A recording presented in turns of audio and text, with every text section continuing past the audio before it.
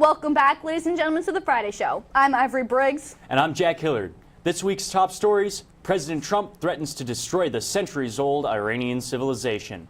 The astronauts in the Artemis II spaceship have rounded the moon, and there are concerns about the dangers of re-entry into the Earth's atmosphere. And the Long Island Gilgo killer has changed his plea. All that, sports, features, and weather on today's Friday Show.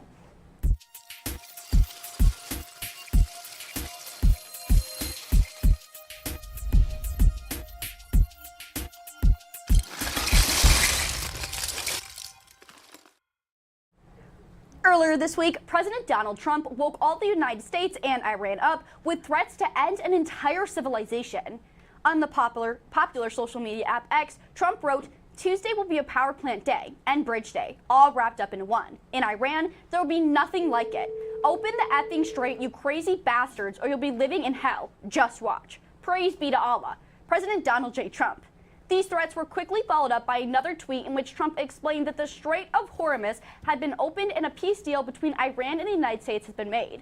Although a peace deal has been made, the damage is still done. No, an entire civilization has not been wiped out. However, United States citizens find themselves in an uproar. Many claim that the president has gone completely out of control and that impeachment or invoking the 25th Amendment are necessary. It's not just regular citizens. Even some of the most influential and outspoken Republicans have demanded that the president to be removed. Conservative influencer Candace Owens stated, "The 25th Amendment needs to be invoked. He's a genocidal lunatic. Our Congress and military need to intervene. We are beyond madness." She's been joined in her condemnation of Trump's statements by Joe Rogan, Alex Jones, and Megyn Kelly, all former followers and supporters of the president. This is definitely not the end of this story. The current ceasefire in the Middle East is on shaky ground, to say the least. We will continue to cover the story as more information emerges. On a much happier note, the United States has made it to the moon. 3 days ago, 4 humans traveled to infinity and beyond. Well, not infinity, but further into space than any humans have ever traveled before. The space mission, Artemis II, broke the record for the farthest distance has ever traveled from our home, planet Earth. The astronauts traveled a whopping 200,655 miles. Their trip is in final stages, with the splashdown scheduled just after 8 p.m. tonight off the coast of San Diego, California. The Orion capsule has successfully traveled around Earth and the moon, capturing exciting, never-seen-before images of the far side of the moon. The crew consists of 3 men and 1 woman, and when asked what their favorite part of being in space was, they simply said being together. They are on their way back to Earth, but there is still much work to be done, and the hardest part, besides getting there, is getting back. The ship is going to have to experience heat half as hot as the sun when re-entering Earth's atmosphere. No need to worry though, the ship has been designed to withstand the heat and to keep all hands on deck safe and sound. I encourage everyone to check on the Artemis II live stream and see all of the out-of-this-world work they're doing together. When humanity seems to be failing us on many levels, there are simple reminders that we are all one people and there is still good whether it's on Earth or in space. That's all I have for this week's top story. Now Jack, what's happening in the national world? Thanks, Ivory.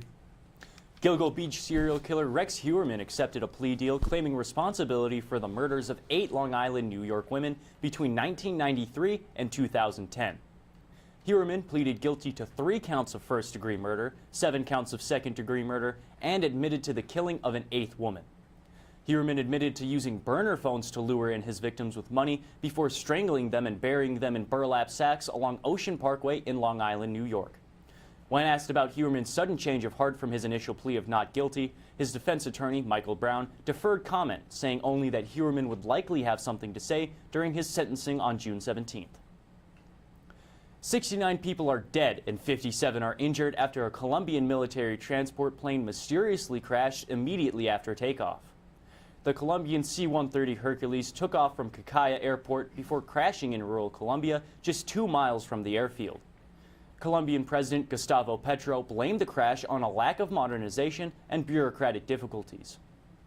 Investigators have not determined the cause of the crash, with Defense Minister Pedro Sanchez assuring the public that the plane was deemed airworthy and that the crew was duly qualified. That's all for world and national news. After the break, we'll hear from Rachel with state and local news. You are watching The Friday Show. GFL Environmental is one of the nation's largest providers of solid waste collection, transfer, recycling, and disposal services. GFL Environmental is an outstanding service business that is locally managed by professionals living and working in the communities they serve. From providing essential waste and recycling services to assisting local governments and sponsoring community organizations, putting the community first is the top priority. That's GFL Environmental. Welcome back, ladies and gentlemen, to the Friday Show. I'm Rachel Hillard, bringing you state and local news.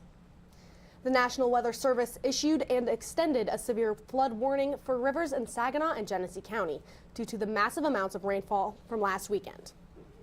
On Friday and through Saturday, very long and powerful storms rolled into the state from the Chicago area, hitting mid-Michigan very hard, especially in cities like Grand Blanc. Flint Township, Bridgeport, Frankenmuth, and other cities with major rivers close by were affected. It takes many days for these rivers to dump their heavy loads of water into the Great Lakes. Hopefully, families that were affected by the water damage get the help they need. Later in the show, Adeline will be along to tell us if we need to be on the lookout for more rain. Will communities be able to find anyone to run for elected offices?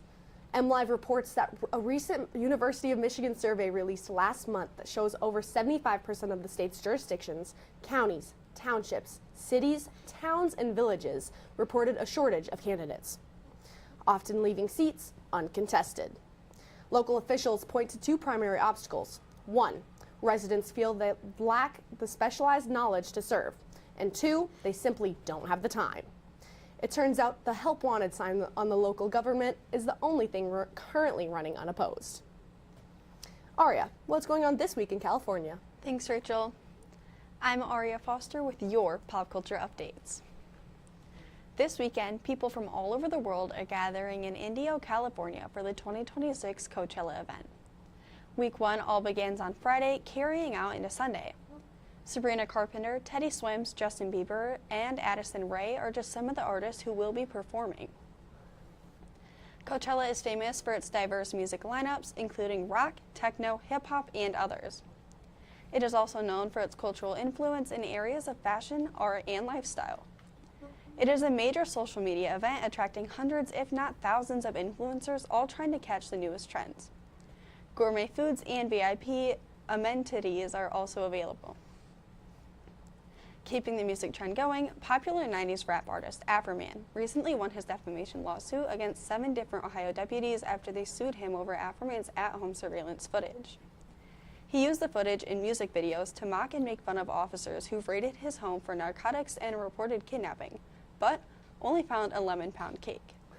He even exercised his First Amendment right during the trial and stated, "I issued the diss tracks to cover damages from the raid, including a broken gate and front door." Hopefully, Afroman can keep himself out of trouble so something like this doesn't happen again. That's all I have for now. Now over to Adeline with Township Tales. Thanks, Aria. Welcome back, ladies and gentlemen, to Township Tales. I'm Adeline Skidmore, and this week's tale is all about our school trip to Washington, D.C. Every 2 years, Montrose Community Schools have the opportunity to travel to Washington, D.C. for 3 days. I took them up on it. During this trip, students got to visit Gettysburg Military Park, Arlington National Cemetery, and the Tomb of the Unknown Soldier, where 4 students participated in the laying of the ceremonial wreath. Those students were Leah Nagengast, Aiden Pillow, Brendan Boyd, and myself.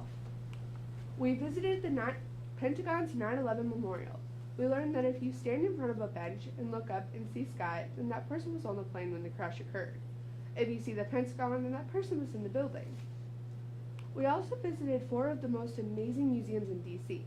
The Smithsonian National Museum of Natural and American History, the Smithsonian of National Air and Space Museum, and the United States Holocaust Memorial Museum, as well as Ford's Theater. One more hotspot we visited was the Washington Monument. While we were there, we were encouraged to lay at the base of the monument and look up. When looking up at the monument, it gives you a new and unique perspective into how big it really is. I would encourage you to do the same if you ever visit the Washington Monument. While on a tour of D.C., we also saw the Lincoln Memorial, the Vietnam War, Korean War, and Jefferson Memorials. We also saw the Martin Luther King Memorial and I found it interesting to visit these 3 memorials at night, it allowed us to see what DC looks like all lit up. During this trip, we didn't just see places, we also ate breakfast at the historic Dobbin House and even had dinner at Union Station. It was a great trip. I encourage students to go if you can. That's all I have for you on Washington, D.C. After a short break, you'll hear from Kendra and Shiloh with Behind the Scenes. You are watching The Friday Show. An American Metal roof just makes sense. Not only is it permanent, unlike asphalt, it's also guaranteed. And with all the colors and styles available, American Metal roofs are stunning. Visit our photo gallery at AmericanMetalRoofs.com and see for yourself. And no, they're not noisy in the rain and they don't attract lightning. Your American Metal roof will attract the admiring gaze of friends and neighbors, though. Learn more today. Call 844-METAL-ROOFS or visit our website at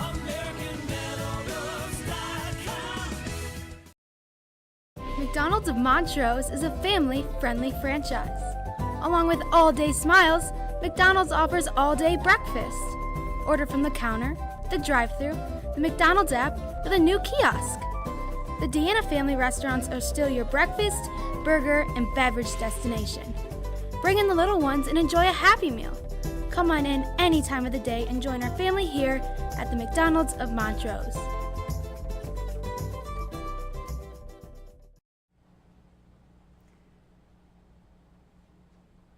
Welcome everyone to our segment on the Friday Show, Behind the Scenes, where we dig a little deeper into our local school events. I'm Kendra, in for Shiloh today. This week is the week back from spring break. Shiloh and I thought that most family and friends went on vacation for spring break, so we were interested in what everyone's break looked like. So we went around interviewing Montrose students to see where they went this year. Let's take a look. Where'd you go for spring break? Gulf Shores, Alabama. Where did you guys go for spring break? Florida. Inglewood, Florida. Daytona, Florida. Zephyrhills Hills in Florida. Daytona Beach. Nassau, Bahamas. I went to Hollywood, Florida. Florida. I went to Daytona Beach. I went to Legoland. Las Vegas. A cruise? I went to Washington, D.C. Siesta Key, Florida. It looks like a lot of Montrose traveled this year, especially to Florida where people came back with a tan or even sunburn. That's all I have for Behind the Scenes this week. Now over to Wyatt with sports. Thank you, Kendra. I'm Wyatt with Professional, and this week, locals. The Michigan Wolverines have won the college basketball national championship by a final score of 69-63 against the UConn Huskies. For Michigan, it was Elliot Cadeau leading the way with 19 points and 2 steals, helping anchor the smothering Wolverines defense. Following closely behind Cadeau was big man Morris Johnson Jr., who put up 12 points and 10 boards alongside 2 blocks and a steal on an incredibly efficient 71% from the field. Flint native Trey McKinney also put up a near double-double with 9 points and 8 boards. Despite the loss, the Huskies had many solid performances, such as Alex Caravan, who put up 17 points and 11 boards alongside 2 steals. Terrence Reed Jr. was also a beast on the glass with 14 rebounds and 13 points. The miracle worker Braylon Munns was not given an opportunity to win it at the buzzer, to the joy of many Michigan fans and myself, although he did still put up 11 points and 7 boards. On to local sports. Yesterday, the Lady Rams soccer team took a 3-2 loss against the Birch Run Panthers, with Brooklyn Perrin putting up a goal and an assist, alongside Mia Priest, who also scored a goal, and Sam Owens had an assist. The Rams baseball team went to Chesaning Wednesday night and took home a doubleheader sweep with final scores of 11-7 and 13-1. The second game was suspended after 4 innings due to darkness. Colton Hines, who recently committed to play baseball for the Mott Bears, threw 11 strikeouts, only walking 2 in 6 innings. Hines, Braden Tolles, and Jay Hill all put up 2 hits. Hill also had 2 RBIs, with Hines and Dylan Lunny following with 2 RBIs of their own. Connor Thompson found the mound in Game 2, throwing 7 strikeouts and giving up only 1 run and 3 hits. In Game 2, Dylan Lunny and Callan Perrier both had 2 hits, with one of Lunny's being his first home run of the season deep to left center field. Perrier also put up 2 RBIs alongside Lunny's 3 runs scored. Jackson Mishler was walked 4 times and scored 4 combined runs in both games. The Rams will play again on Monday in Cairo for a doubleheader of non-conference play. The Rams softball team also traveled to Chesaning on Wednesday, where unfortunately they lost both games with a final score of 8-3 and 16-10. Despite the loss, Allie Clark had an outstanding time on the mound, putting up 14 total strikeouts, 6 in the first game and 8 in the second. Kylie Stroop led the way for the Rams with a triple and a double, alongside several RBIs. Emily Clayton also had a notable night, recording a double. Wednesday, the Rams golf team traveled to Chesaning to participate in the Bulldog Invitational, where they would take second place while shooting .391. The lowest round belonged to Austin Larkin, who shot a .92. On Thursday, the Rams went to the Briar Ridge Golf Course, where they would have their first MMAC event. They would end up taking 7th place, with the low round once again belonging to Austin Larkin, who shot a .50. For the track team, they have their first meet, which is a co-ed relay at Lapeer Hills this afternoon. Good luck, guys and girls. That's all I have for local sports. Now over to Alexis with an update on our Blueberry Queen. Thank you, Wyatt. I'm Alexis with your weekly announcements. Seniors, please let Mrs. Grew know if you do not plan to walk the graduation ceremony. Listen, all queens. The due date for the 2026 Blueberry Pageant applications are due today at 3 p.m. Prom tickets will be sold before and after school near the main entrance of the high school. Tickets will be sold until Friday, May 1st. That's all for announcements, but before the break, let's go over to Adeline. Adeline at the Weather Center for a preview of this weekend's weather. Adeline. Beautiful and guaranteed, and it looks so great and so astounding. AmericanMetalRoofs.com. So beautiful and guaranteed. Last through the years. AmericanMetalRoofs.com. Beautiful and guaranteed, and it looks so great and so astounding. AmericanMetalRoofs.com makes your home look great. Time to celebrate. The beauty and guarantee come together. So why wait? Wait no longer. So beautiful and guaranteed. Last through the years. American Metal Roofs. Sorry guys, we're currently experiencing some technical difficulties, so we're not going to have weather this week. So that concludes this week's Friday show. I'd like to thank all of the tech and talent for making this show possible, and I'd like to thank you for watching. As always, I'm Ivory Briggs. This has been the Friday Show, and in case I don't see you, good afternoon, good evening, and good night.